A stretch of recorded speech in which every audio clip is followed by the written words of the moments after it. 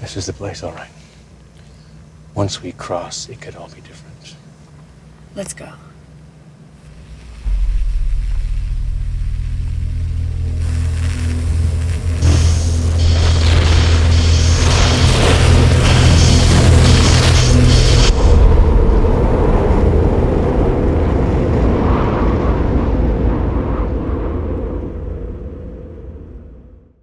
Hey everybody, this is Cameron and welcome to another installment of It Could All Be Different. This is the video audio podcast that we're doing to reflect upon Twin Peaks 2017. My co-host, of course, is Camcorder Cameron, and today we are covering part 2, The Stars Turn and A Time Presents Itself. How's it going?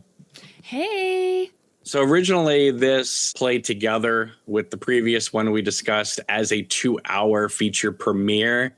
Then in subsequent airings, they split it up into 2 different parts. We begin with Bill in the holding cell and his wife Phyllis comes to visit him. And obviously Bill Hastings is very distraught because he is accused of the murder of Ruth Davenport, who was his partner / mistress, as they were diving into the mysteries of the lodges.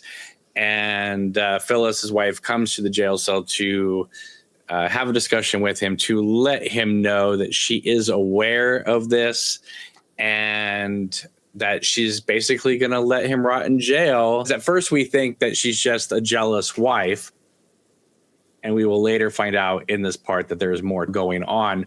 However, Bill also has something up his sleeve where he acknowledges that she's having an affair with not just his attorney, George, but perhaps George, and perhaps somebody else who we will meet in this part. Yeah, somebody else, but he doesn't know who. Yeah, so she comes, it feels like, mostly to gloat.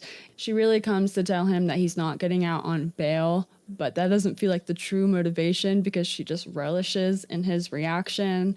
And saying that she knows about the affair with Ruth definitely seems like she thinks he's guilty. Yeah, but the double affair allegations are crazy, with her having an affair with George and him having an affair with Ruth and who else. This scene just feels like straight out of a soap opera. It's so pulpy and overacted, but it works. The first time you see it, in my opinion, it is a terrible line reading with her saying, "Life in prison, Bill, Yes. life in prison." But this kind of goes back to what we were saying about Sam and Tracy in part 1, where their delivery was off. And I'm thinking, you know how we were talking about in the previous episode as well, where the electricity in the flashlight was going on and off. It's almost like if you get near the Black Lodge, the electricity gets all, out of whack. And Phyllis, Bill Hastings' wife, is not only having an affair with George, but also we later will find out Mr. C. Mm-hmm. It's almost like the bad line readings are more to do with the fact that they've come in contact with this doppelganger. There's a line in this part where Mr. C says, you follow human behavior. It's almost like he's turning them into his own little robots. It's almost like they're pre-programmed. Yeah, and I love that you said that, because I think that is an overarching theme throughout this episode, is all the people that interact with Evil Cooper and how they're tainted by that. But we'll get into it. So yeah, at the end of this scene, on her way out, Phyllis passes George. She tells George that he knows about the affair, and she's like, "Come over to my place later." She does tell George he knows. So that's a very awkward conversation. Yeah. And like we said last episode, it's a small town. Like, everybody's at least acquaintances with one another, if not like friends. That's going to be an awkward meeting. Then while he's in one jail cell, the camera pans over and we see a shadow man in another jail cell, just like absolutely like frozen. It looks like he hit the pause button on him. And then he disappears in a puff of smoke. As far as I'm aware, it's our first indication of the woodsman showing up, especially in another town. The thing that I wrestle with is, if he just disappeared I'm like 100% on board with that. It's when he disappears and then you just see his floating face. Whee! Going up. I don't know. It's bizarre, but I'll go with it. I actually liked that part. I liked how like he dissipates from the toe up. So the face is the last thing that leaves. All right. So the next thing we get to is Phyllis arriving at home. Mr. C is waiting for her with like a George's vampire. gun. Yeah. Yeah, he's just waiting in the dark for her to get home. As we were going through season 3 initially, when he shoots her, you know, there's that weird flash that happens before she hits the ground. This is George's gun, and then just like no hesitation goes for the kill. Right, but when she gets shot, it's almost like there's like a weird like film glitch or something, right? That happens. Yeah, and I was going with the theory for a long time that she was a tulpa, that he took out Phyllis and made a tulpa Phyllis to basically follow his directions. However, she's not a tulpa because it's been pointed out to me that if she was, that when she was killed, her body would fly out of the room, as we will later see with Diane or Dougie. So I guess she's just a person who is being guided by her worst impulses around Mr. C and is following his lead. Yeah, and this is where we got that line you referenced earlier. Evo Cooper says that she followed human nature perfectly. Very interesting, very mysterious. It makes you think, okay, human nature, what's the driving motivation here for her? It's the jealousy, I guess, from the betrayal of the affair, and that caused her to work with Mr. C against her husband. Probably. Yeah. So she takes that anger and jealousy and feeds that into whatever Mr. C wants from her, and has now paid the price. Yeah, he's like the devil whispering in her ear, you can't let him get away with this. To think that the embodiment of evil so far, because we haven't met Richard Horn yet, is so interested in what a high school principal is up to. Mm-hmm. Obviously, we don't know yet that Bill and Ruth and Betty were involved with Major Briggs and all that. We'll find all that out later. But it's like the first time you're watching, it's like, why is Mr. C so preoccupied with this local principal and who he's having an affair with? What is he up to? So the next scene is we cut to Las Vegas, an overhead shot. We get a little hint of the Twin Peaks music, which at first kind of threw me because Lynch in the past has been so specific about when to use the Twin Peaks music. For instance, in Fire Walk With Me, there is no, Twin Peaks proper music in the Deer Meadows section. It's not until we get to Twin Peaks with Laura that the Twin Peaks music kicks in. So I thought, we're basically region specific. So each area will have its own music. Not in season 3. Twin Peaks has now become about a state of mind or a world as opposed to just a town. So we get a little bit of Twin Peaks music in the introduction of Las Vegas.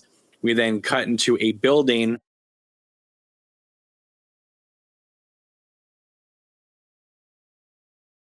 And he gives Roger some money, says, tell her she has the job.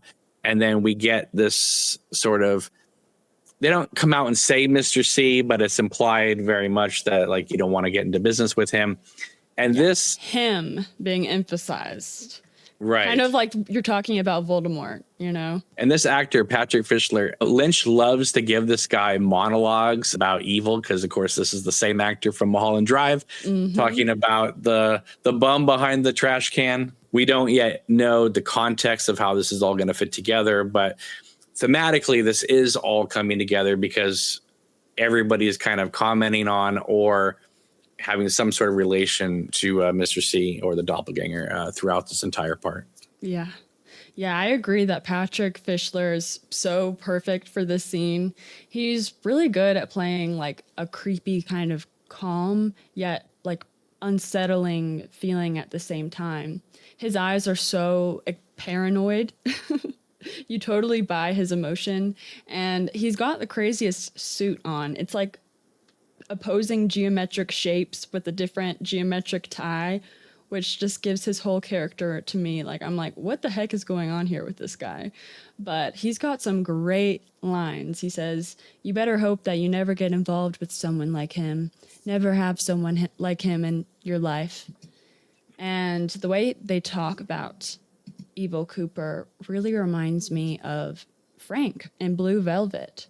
The way the actor expresses fear, it's always great when it plays off another actor who has to register that fear. Yes. And then, of course, having David Lynch's and Dean Hurley's sound design underneath it also helps. Yeah, you put that in words so perfectly. So we go from that moment to an empty street with a train track, and then the train comes through. I love this shot because it's just so simple. It's kind of a shot that in a lot of shows would just be kind of cut out or filmed and never used because like, oh, it's just too long, but it sets the mood perfectly. And Lynch allows it to play just at the right length. It's not too short. It's not too long. It's just right. It then cuts to a street and we see a car moving. So it's like, it's a perfect cut. Yeah, it's all happening at night and you have like the train lights passing by. It's so beautiful. It's atmospheric. It sets the scene. And it reminds you of the original Twin Peaks series when you would see the street light at nighttime. You know, this entire part is just filled with great scene after great scene, in my humble opinion. The diner scene is amazing because there's so much going on. You have obviously Jack there wolfing down his third plate of spaghetti, which makes me laugh because at one point they were going to go on tour, a bunch of the Twin Peaks actors and the producer Sabrina Sutherland. They were going to do a gathering at Elvis's Graceland. One of the things that they were going to offer there was all you can eat spaghetti. And people were saying like, what is this all you can eat spaghetti? Well, it's because Jack is just eating so much spaghetti in this scene. I love spaghetti. That's how I eat it. We're in a diner, but it's not the Double R diner. Okay, this is a different diner. This feels like Denny's at 2 a.m. Yeah. And of course, Mr. C is there. And is he eating corn? I'm pretty sure. I mean, they don't focus in on it or anything, but I'm pretty sure he's eating corn. Well, it makes sense because in part 3, he's going to start vomiting cream corn. So it may have, I thought it was just coming out of his system because he's part of the Black Lodge. But if he just consumed corn, that could also be. Yeah, it's so, I mean, it's cool how subtle it is because you think they would give us a good close-up of that like we had in Firewalk with Me, but it's almost like a clue Lynch wants you to pick up on. There's a lot of tense dialogue between Mr. C and Ray, but what's also happening, Mr. C is realizing that Daria and Ray have a thing going on. Yes, and this is their biggest folly right off the bat. Ray says, Daria said something about you being worried about tomorrow or the day after, and immediately, like, instead of responding, Evil Cooper takes the turn to look over to Daria, and he just stares at her with, like, this killer, lethal stare, like, oh, you fucked up, you stupid little gossiping girl.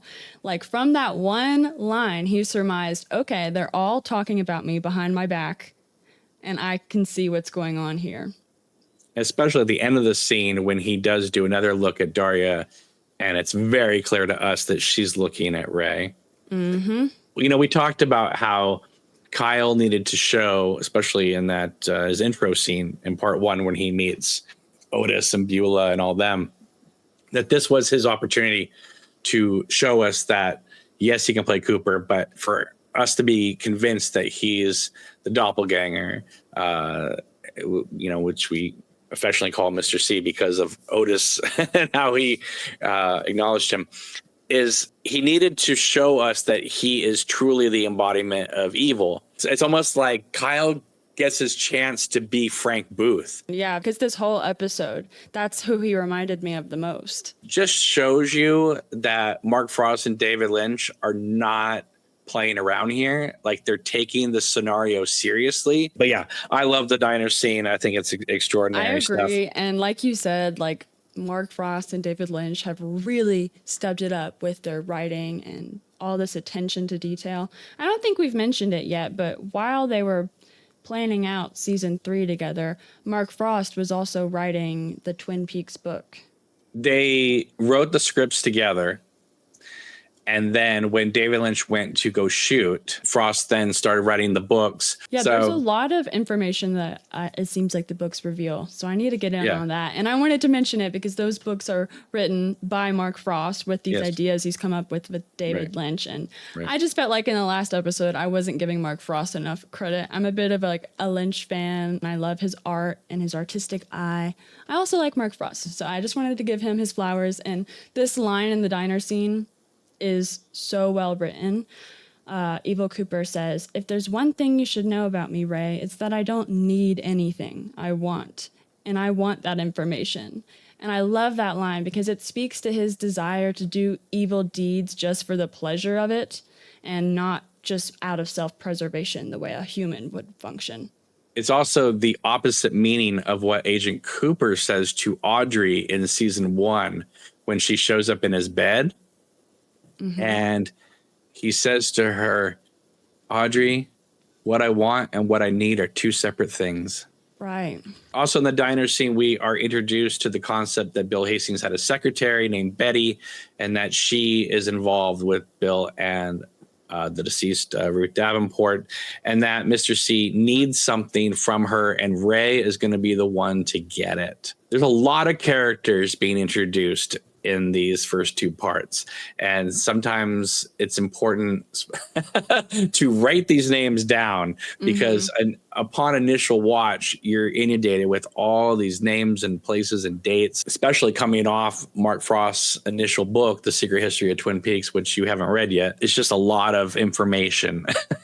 Yeah. And especially the first time you're watching it, you can just be like, who are these people? But for anybody a little bit confused about who Ray and Daria are, those are the people that Evil Cooper picked up from Beulah's house.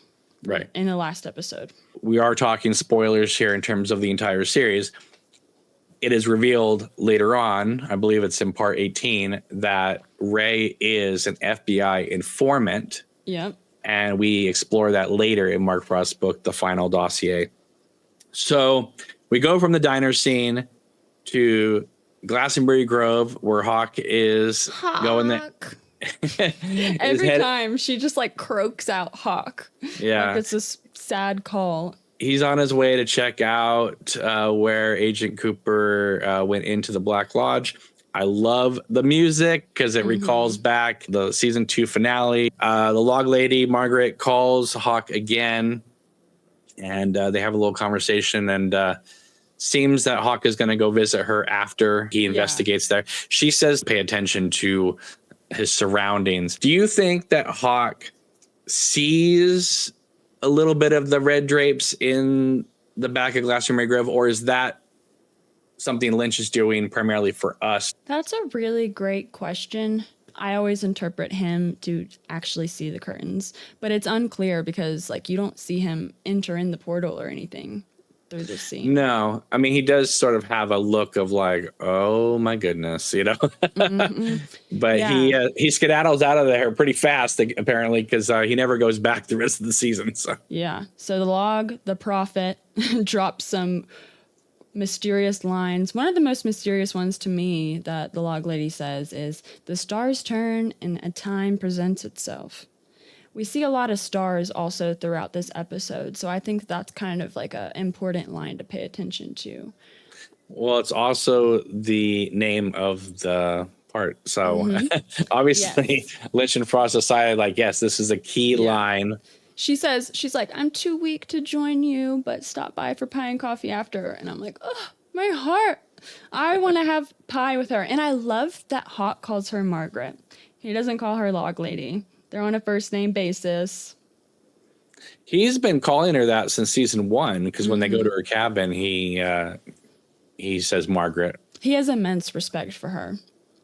Absolutely. Oh, and I also wanted to bring up the soundtrack hits so hard whenever Hawk starts to see the red curtains, each time the red curtains flash on the screen, there's like a fun sound that plays along with it. And then as soon as we like transition from that scene into the Black Lodge, getting into the next scene, there's just like the most gorgeous music accompanying that transition. Agent Cooper is sitting in the red room, and Mike's there saying the immortal phrase, is it future or is it past? Now, this comes to us from the missing pieces of Fire Walk With Me. And he says, after, is it future or is it past? He says, someone is here. Mm-hmm. And I'm always like, oh, did Hawk like enter the portal? Is Hawk here? Like, who is here? Right. So Laura walks in to the room. Older. She looks like, time has passed. It's not the young Laura. So even though you are stuck in this place that seems to not really acknowledge time, time does pass in this place. Mm-hmm. You get this gorgeous shot of her walking across the entire room, and then she sits down, and it's always in Marvel, these kind of things, because that they had to shoot all this backwards. Yeah.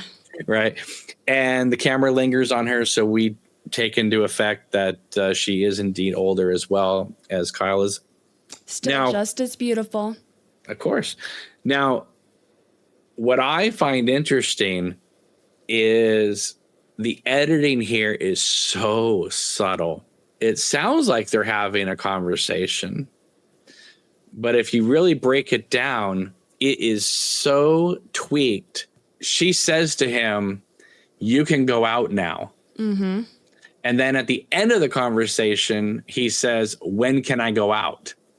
So it's almost like the conversation itself has been edited out of order. Yeah. At one point, he says, "Are you Laura Palmer?" And she says, "I feel like I know her." Sometimes my arm's been back. Right. So again, we're getting lines from season 1.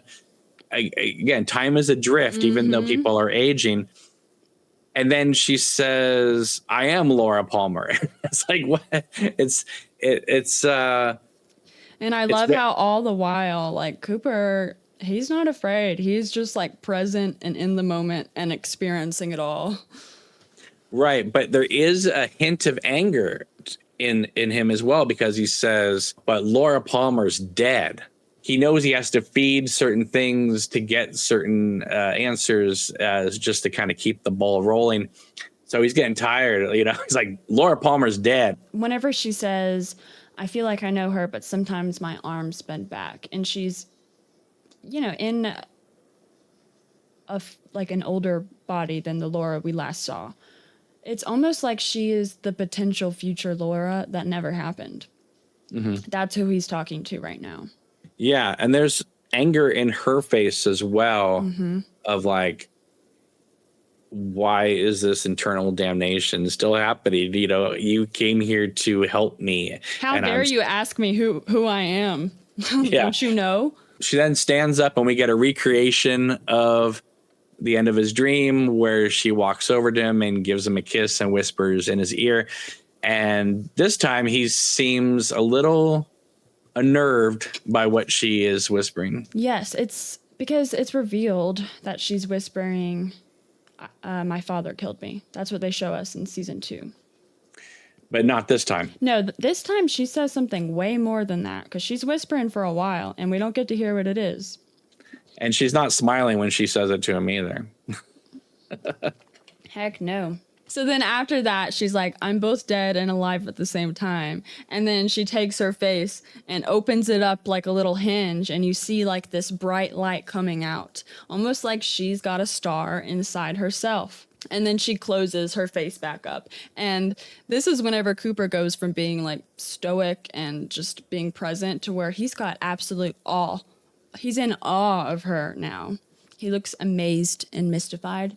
And notice how it's just pure white light. Mm-hmm.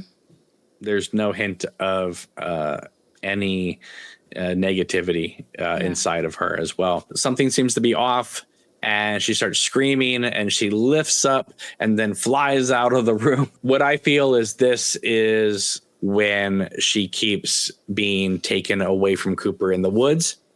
And we hear the same scream as Judy is taking her to this other world or universe. Also imagine it like, okay, this is Laura's future being deleted as she's getting murdered. It's almost as if she's being absorbed into the nothingness of the Black Lodge. Yeah, well, wherever she's going, it's not pleasant. Let's just say. And then we see more red drapage, and in the Black Lodge is a white horse. And we've seen this white horse before in Fire Walk with Me, whenever Sarah Palmer is getting like drugged while Leland is planning to visit Laura later on. We also see the horse in episode 14 in season 2. Yes. That was our first introduction. It'd be one thing if the drapes open and we just saw the horse there, but Lynch takes it a step further by having us move past the horse and go into the darkness as well. Going further and further in. Which is what Cooper's going to be doing through this entire season. So then we cut back and he's in the chair and Mike's there again. And we get the loop of, is it future or is it past? Yeah. The one-armed man gets up and takes Cooper on this little labyrinth room, hallway. Now we get introduced to the evolution of the arm. And I like how with the curtains and everything, it feels like you're backstage. Yeah. Is super cool. And the repetition of is it future, is it past? It's also just really great at showing how maze-like and confusing the place is. We even get the repeat of the line from Fire Walk with Me. I am the arm and I sound like this. Yeah. But instead of woo, woo, woo, woo, it's now. It's awesome. And I love how like the evolution of the arm, he's now just a sticky blob on a pale stick. Or a pale tree or whatever you want to call it. But he's so bizarre looking and I'm here for it. And he says, or it says, I should say, he must come back before you go out. So the doppelganger needs to be back into the Black Lodge before proper Cooper can step out. Yes. However, we will learn that the evolution of the arm's doppelganger, who we did see in the season 2 finale when we see the little man going doppelganger and he had the white eyes. So we've already been introduced to his doppelganger as well. But that doppelganger, the evolution of the arms, obviously has other plans for this Cooper. Yes. It's a cool concept. All right. So the next scene is Mr. C and Jack. Basically, they're setting up an explosive for Betty, but first they have to get the coordinates from her, and of course he's counting on Ray to get that. And then Mr. C grabs Jack's face and starts massaging him until he just dies. That's the thing, is like you don't exactly know what's happening right away whenever he's massaging his face, but then later on, the very next scene, he tells Daria that he killed Jack. So him massaging his face is like a manual shutoff button. Kills him. Right, which makes you think that can Mr. C just kill a human being like that? Or is Jack just one of his little tulpa slaves or something? That's what I believe. I believe that humans don't die like that. So he's letting us know he was from another place. Then we cut to a scene which I consider to be one of the great scenes of season 3. And that is Mr. C arrives at the motel where Daria is. Let's go through it bit by bit because there's a lot that happens in this scene. Absolutely. So he arrives. In, she quickly hangs up the phone when she hears he's coming and then acts like she was doing nothing. And whenever he opens the door, she's like posing in her lingerie and she's even got her toes pointed. Very naive of her to think that she can seduce her way out of this. Or play naive in this whole situation. Well, she was already in the doghouse from dinner earlier, so I think that's pretty silly of her to just think that she can take the upper hand. And of course, she has no idea that Mr. C recording the whole conversation between her and Ray. Which is so freaking funny because Ray's calling her from prison. We'll get more into it later, but he's calling her from prison and she's like, is anybody listening? And he's like, no, nobody's listening to us. But obviously, somebody was. Well, she messed up big time by her telling Mr. C that she was on the phone with Jack after of course we know that Jack is dead. Who was that? She was like, I was calling Jack. She should have just said, I was talking to Ray and he's in prison. Yeah, so he's Mr. C. He says, like, I had a plan to meet up with Ray, but he never showed up. Right. And he's checking out the curtains, and he obviously is either looking to see if anyone's following him or looking to see if there's anyone out there, because he knows he's going to kill Daria and he needs to make sure that nobody's around to hear any of this. And this is so clever, too. I mean, it's clear to the audience what's going to happen, but he's like, Daria, do you have your gun? Where is it? Can I use it for a job? And you just know that job is killing her. And she's still, like, playing dumb. Like, she still doesn't suspect that he's going to use her own gun to kill her. I don't know why she's so confident. Once he gets on the bed with her and tells her that he's going to kill her, and she tries to get away, and he hits her, and just when he's got his arm around her and just basically telling her and us sort of a little bit about his plans, I just love this scene. He's so in control of this moment as an actor. She is playing petrified perfectly, but is intrigued because if she does get out of the situation, how can she use this against him later? So she's trying to listen, but she's also afraid, and he's just so like nonchalant about everything. Mm-hmm. Yeah, he's got a tight grip on her, and then he says, I killed Jack. And that's when she's like, oh, like she's trying to escape, but there's no use now because he's got his hands around her. And he says that he was listening to the call she was just having with Ray. The sound effects of his leather jacket every time he kind of maneuvers himself. Great detail. He shows her the card, which by most people's accounts assume that is the Judy's call sign. Oh, like what? Like her business card? No. It looks like a black blob with devil horns on top of an ace card. It's just totally something I could see in David Lynch's art show. It's very reminiscent of his like art style.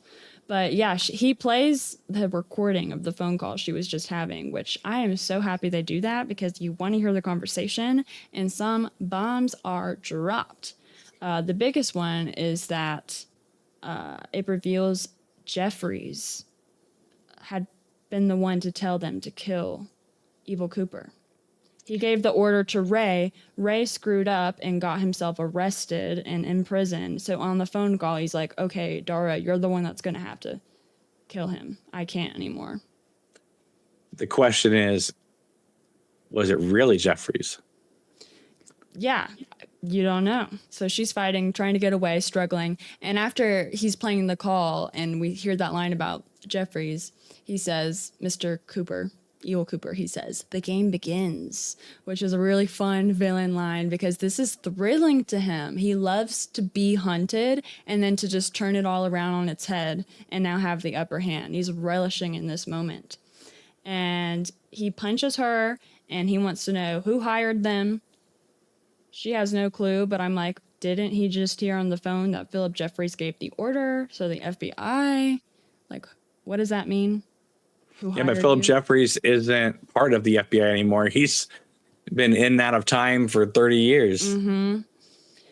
And she doesn't know anything. She's very clueless. And he kills her. And oh my God, this kill scene. The kill scenes are something else in this.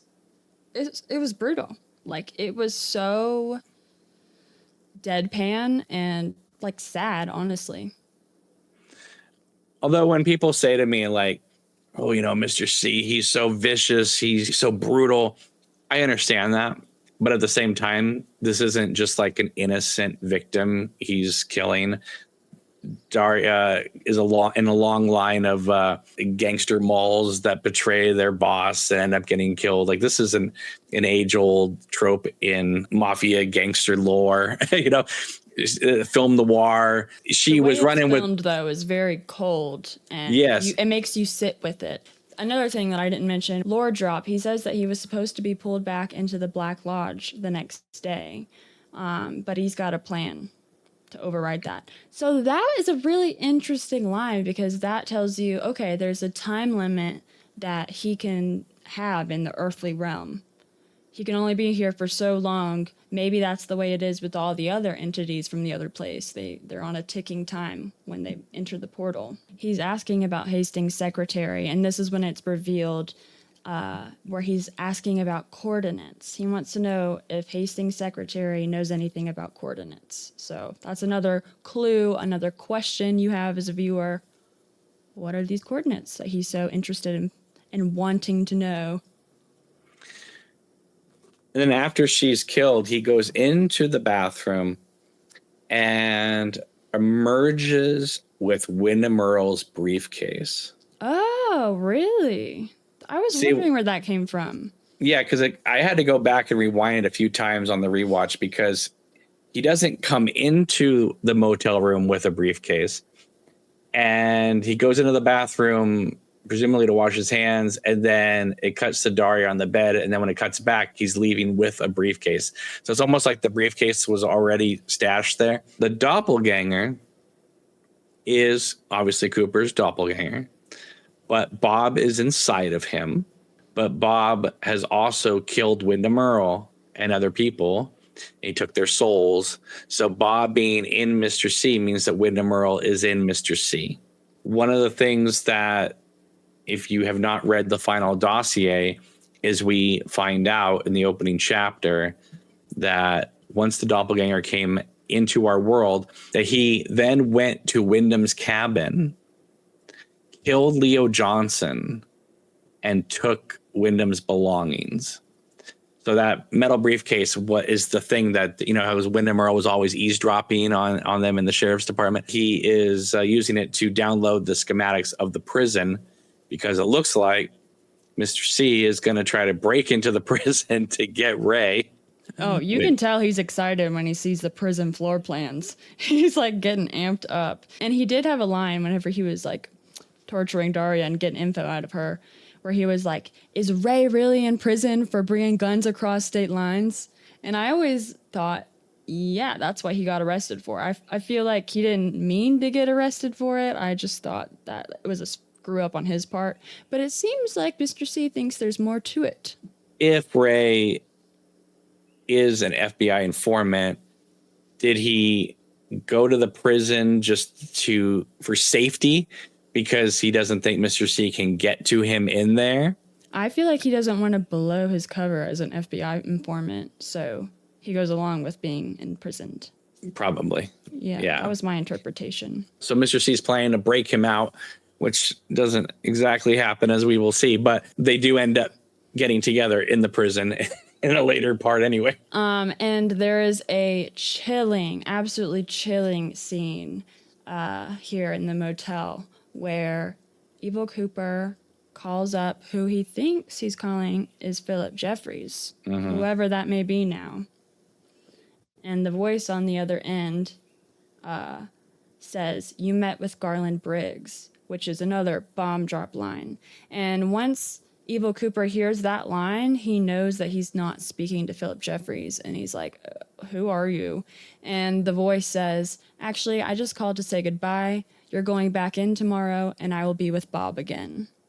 So who is on the other line of the call? That line, I will be with Bob again, is so interesting. It makes me feel like Evil Cooper and Bob, they're obviously two different beings, but Bob is also like a part of him. Mm-hmm. What do you think of that line? Oh, yeah. I always thought it was Mike, the one-armed man, because he's always saying like how Bob and him were partners. Mm-hmm. And Mike is helping Cooper. But we've talked about in the past that sometimes the lodges seem to be on the side of Laura and Cooper, and sometimes they seem to be plotting against them. So, yeah, it is one of the mysteries that people still to this day have, is not necessarily the voice, because we found out recently that the voice actually belongs to Dean Hurley, Lynch's main sound guy of late. But who is the character that this voice is representing? We don't know. And then we find out that Mr. C has another of his accomplices right next door. Oh, yeah. Chantel, played by one of my favorite actors, Jennifer Jason Leigh. Yeah, she's given cleanup duty. She needs to go clean up Dario's body for him. And he tells her to meet with her husband in a few days. And then basically her and him have an intimate scene. Because Evil Cooper, he's not just evil, he's also suave, I guess. I don't know about suave. He's He likes to indulge in the earthly pleasures. he is, as he said earlier, he is a man who wants. Right.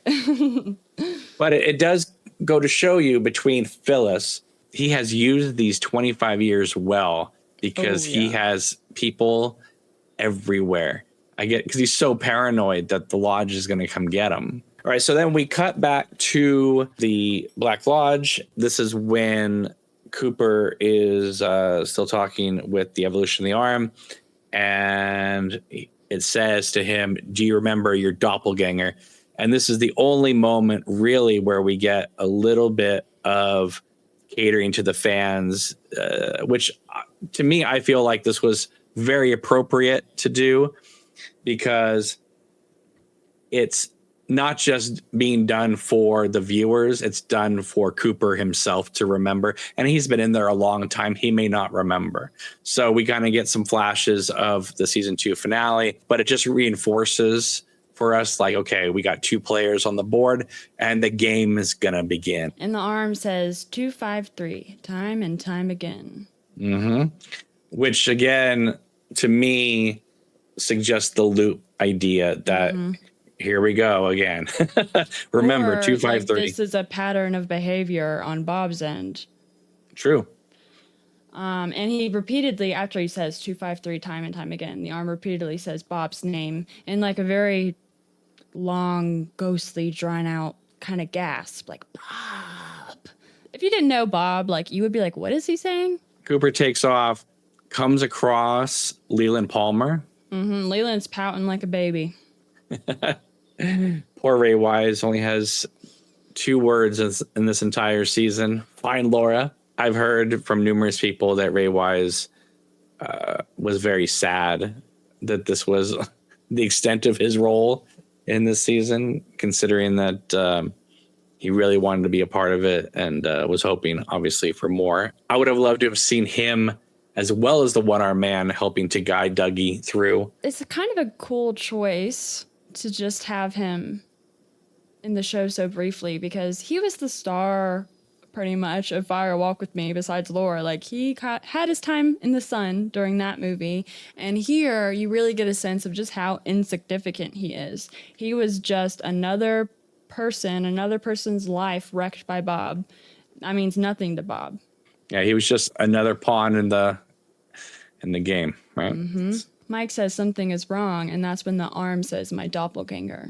Well, right before it shows up, Cooper opens up the drapes and sees Mr. C driving on the road, which is our first kind of moment that kind of suggests that while Cooper's been trapped in the lodge, it's almost like he could see life passing by as well. You know, if you looked out, if you open up the drapes in certain ways, he'd be able to see things out in the outside world. That's interesting because I always interpreted it as like the doppelganger maybe opened that portal for him to look through and be like, look what's going on with your body on the outside world. Bet you didn't know this. But yeah, so the evolution of the arm's doppelganger pops up, scares Cooper, maneuvers the floor to become sort of like a video game. Yeah, it's like a vertical earthquake on the stripe of the floors.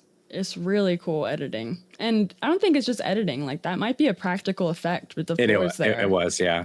The arm's doppelganger says, non-existence! And then Cooper drops through the floor. To me, I feel like the evolution of the arm's doppelganger is obviously working with Bob and Mr. C to contain this Cooper problem, zap him somewhere else. Get rid of him completely. Completely, yeah. So then they won't have to worry about him. So Cooper falls through the floor into this water. We see him in space for a second, and then he crashes onto the glass box that we were previously introduced in part 1. He slips through, and I love when he kind of glides into the box. And I remember the first night watching this thinking, oh my goodness, again, is it future? Is it past? We are on this loop here. Where we were in part 1, we're back. Only now he's in the box while Sam and Tracy are in the other room. Yeah, and there's a little bit of comedy here because Sam's one job is to sit here and stare at the box. But the moment he's not there to watch it, Cooper comes through the box. And before they come back in, it starts going. Yeah, it's like an accordion, the way that the box looks, like an expanding accordion. Now, if you go with my theory that Cooper is on this loop, it's either 25 or 27 times that he clicks, which, so to me, he's gone through this whole process so many times. And it's not like, he's made it to the end of this process every time. It's like he got so far, something happened, he had to start again. This is why he knows to bring a cherry pie to the Mitchum brothers in the desert, because one time he showed up without a cherry pie and was killed and then had to redo the whole thing again. So he's just, like you said last time, it's almost like a video game just to kind of get further and further along. And then eventually at the end, towards the end of the season, he does make it through. That's cool. But then Sam and Tracy come back in. And obviously we know they're going to be killed by Judy pretty fast. Yeah, it doesn't show you, because we've already seen that scene in part 1. It doesn't show it to you again. But it doesn't leave it up in the air, because whenever he first enters the box, you have a moment where you're like, oh, is he the alien that we saw in part 1? And that's just the way he looks on the other side of the glass. But then after the accordion, I keep calling it that, but that's what it looks like to me, the accordion editing, he disappears. So it's clear he was gone before they came back into the room. And what we saw was something else. Judy. And then in part 3, what he's hearing in that room is what's happening in the glass box. We're now dealing with scenes that are happening parallel with other scenes. Wow. It is also hilarious to imagine, like, what if they just walked in the room and they saw Cooper floating there? I think we would have seen what Sam was hired to do, which is capture him. I think he was also there to contain things that came into the box as well. Then we cut to space again, and Cooper is flying through. Yeah, and again, he's like got stars everywhere, bringing back the star theme as he's falling through space. It also reminds me of like Eraserhead. It looks like the beginning of Eraserhead here. It also recalls the line that Laura says in Fire Walk with Me. If you were going through space, would you go faster and faster? Oh, I love that line. Again, Laura and Cooper on a familiar trajectory, going in different directions, but still one and the same in many aspects. All right, so then we cut to the Palmer house, and Sarah is watching probably one of the most graphic animal documentaries I've ever seen. It ain't not Planet Earth. No, this is not National Geographic on Sunday nights. We see in the animal footage this neck bite. It's lions killing a buffalo, I'm pretty sure, but it's hard to tell because it's so maimed. Now, this is exactly how Sarah will kill the trucker later in the series, in part 14, when she bites his neck out. Oh, she's studying up. Yes. Well, remember, according to my theory, when Judy burst out of the box in New York, the frog moth Bean and Sarah, it was the beacon for Judy to go to. So our first sight of Sarah in this series, to me, it's not Sarah Palmer. We're watching Judy in Sarah Palmer's body watching this. I mean, just feeding off this Garmonbozia pain and sorrow on the TV. So while Sarah was probably in the intervening years sad and depressed that, you know, both her daughter and her niece and her husband were taken from her, that sadness and depression has now manifested into guilt, which Judy, of course, is just feasting on inside of her. Yeah. I wanted to say how I love the way that the Palmer living room looks. It looks virtually the same, just rearranged a little bit differently, but it's got like the same style, pretty much all the same decorations, except for the giant flat screen TV, which is just kind of hilarious to me. It's like, okay, we're in the future now. And whenever the camera kind of shows us Sarah, we see her on the couch, and behind her on the wall is all these mirrors. And it's a really brilliant way to frame her so we can see her watching the TV, but also what the TV's playing through the mirrors. It makes you think back to the pilot of Twin Peaks whenever we saw Bob in the mirror. People also say mirrors are portals, so that's really interesting. And you're saying in this moment you think that Sarah is already possessed with Judy, which may be the case, but even still, there's like very typical like Sarah Palmer things that she's doing. I look at this woman and I see Sarah Palmer because she's chain smoking her cigarette. She's got that worried look on her brow, and her eyes are just kind of like glazy as she's watching the TV screen. You get a feeling that this is something she does to cope with her grief. Well, remember, Bob was inside Leland, but that didn't stop Leland from being Leland. Yeah. Right. Sometimes So it did. right. I'm just saying Judy may be inside Sarah, but that doesn't mean that Sarah doesn't exist. Yeah. I just mean that she's being consumed. And as season 3 goes on, you see Sarah becoming more and more consumed by this. So then we cut to the finale of this part where we go to the roadhouse. We are introduced to our first band that we will see, the Chromatics, and the lyrics in this song, "Shadow, take me down with you." That is such a great representation of Cooper versus the doppelganger. For the last time, I started thinking, my goodness, is Cooper going to die in this? Yeah, in this musical act, it's a trio. They all look like a band of creepy vampires. They're so weird looking. The lead singer, she kind of looks like Nico with her hairstyling, and she's performing with absolutely zero energy. It's a great song, though. Yeah. And one thing that I love is in a season that is full of doppelgangers and repetition, you'll notice as the song goes on, for certain lyrics, the camera will be the same camera shot. So it's almost like the footage itself is repeating as we're going through the song. So we see Shelley in a booth with some friends. I mean, I'm sure they are actors, but they just seem like regular people off the street. Especially next to like Shelley, because Shelley has just always been a bombshell beauty. Right. And Renee as well, who, of course, came off Gossip Girl.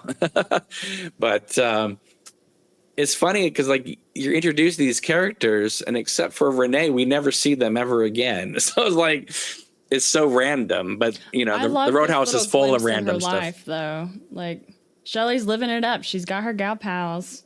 They're going out on the town at night. It's cute. But we never see them again. Yeah, I know. It's just great to know that they're there and she has those people to lean on. And I love how the Roadhouse just like stays lit all the time. And then Shelley expresses her concern for her daughter Becky and her husband Stephen. And Renee has this line which has always made me go, what? Where she says, "Oh, come on, everybody loves Stephen." Yeah.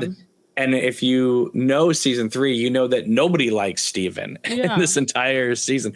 So what I'm thinking is, could the drug sparkle that we will be introduced to throughout this season, does it work really fast? Because did Stephen have like a good reputation for a while, and then like within a span of weeks, did the drug just take Stephen out?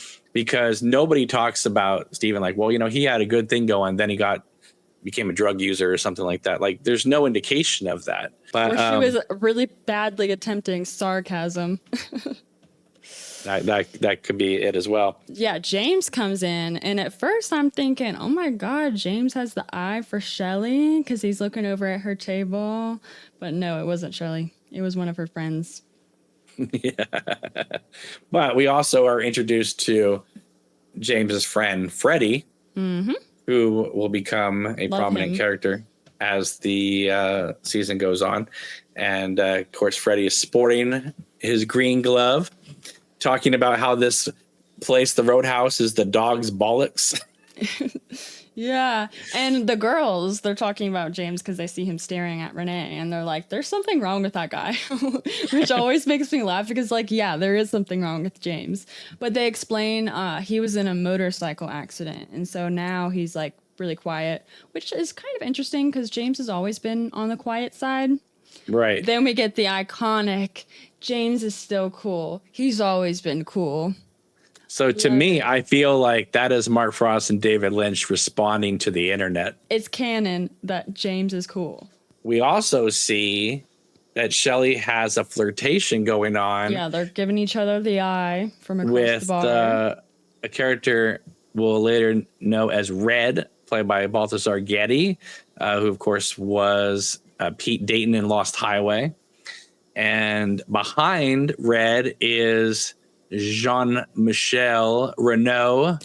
Oh, it's not Jacques? No, it's not. No, it can't be. No, yeah. no, Jacques Stead. The first time I saw this, I didn't even notice him back there because there's so many people in the scene. It's a packed bar. Right. But once you see him, you can't unsee him. He's all hairy back there. So Red, we'll later learn, is one of the big drug dealers in the area. But my theory is that Red is, if you can age in the Red Room, that means that entities of the Black Lodge can age as well. And my theory is that Red is the grandson. The magician. And we will see Red has a coin trick up his sleeve as well. Wow. I'm going to pay attention to that. And so I remember someone once asked me, like, well, how would the grandson even know about Shelley? Well, when Laura was like, Shelley, I can't do the Meals on Wheels, the grandmother and the grandson were there during that moment. So I personally think that the grandson, who is obviously a Black Lodge entity, is playing a role in Shelley's life, also in the Twin Peaks world. Because if Mr. C is out there and he's brought the Black Lodge into this world, then the other entities are having their way with this world as well. And that's evil is just kind of seeping in everywhere. So then we cut back to the song and we continue on until the credits roll and off we go. Now, if you watch this as a part 1 and 2 together feature, like I said, like it originally aired or like it is on the Blu-ray, the starring Kyle MacLachlan credit comes earlier than it does if you just watch part 2 by itself. They changed the moment when the credits start rolling just for the individual episodes as opposed to the feature presentation. When I saw these first 2 parts together on that first night in May 2017, I was blown away. Aww. And then when I found out that parts 3 and 4 were already on the Showtime app and I could go right to part 3, I think there was maybe like a 2-minute gap between me finishing this and starting the next part. God, what time did you go to bed that night? It was about midnight. Okay, not too bad. Season 3, especially these first 2 parts, really show you that Lynch and Frost were not just resting on, we'll do Twin Peaks. Like, this really feels like they're pushing it to the next level. And of course, once we get to part 8, they really do push it to the next level. Several levels, I should say. It was created and made by people who love this world. Yeah. So my final thoughts on the episode is this episode perfectly sets the tone for the new season. It's back and gorier than ever with brutal kill scenes and surreal dreamlike editing that feels straight out of Freddy Krueger's mind games. I love getting a glimpse into what Cooper has been experiencing in the Black Lodge. The experimental editing makes you feel like you're right in there with him, disoriented, unsure of what day it is or who you're really talking to underneath it all. We're also introduced to how the appearances of other entities have begun to morph and shift, like the arm transforming into the tree branch and Laura glowing like a star. Meanwhile, we're pulled deeper into the FBI's covert attempt to infiltrate this otherworldly realm. Though Major Briggs never appears on screen, we hear he met with doppelganger Cooper, and it's revealed that Buella's family members Ray and Daria from the previous episode are now taking orders from Philip Jeffries, if it is Philip Jeffries. My interpretation is that after meeting with Evil Cooper, Major Briggs sensed something was wrong and informed the FBI, who then sent agents undercover posing as lodge entities in a plan to stop him. The episode ends on a major cliffhanger. What exactly is Evil Cooper's plan to remain in the earthly world, and where is the real Cooper headed as he falls through space? Yeah, I just remember watching this and thinking, my God, they're really taking this seriously. And so I'm going to take this seriously. I mean, I was going to anyway, but now that I knew that they were on board, I was on board, and let the game begin. Let the games begin. It's awesome. Season 3 is doing like what X-Files was trying to do successfully with the government conspiracies. X-Files was 11 seasons and 2 movies. There's a lot more X-Files out there than Twin Peaks.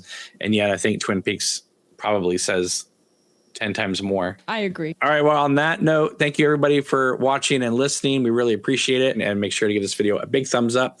Subscribe if you haven't already to our YouTube channels, and we will see you soon. Take it easy. Have a wonderful day. Take care. Bye-bye. Bye.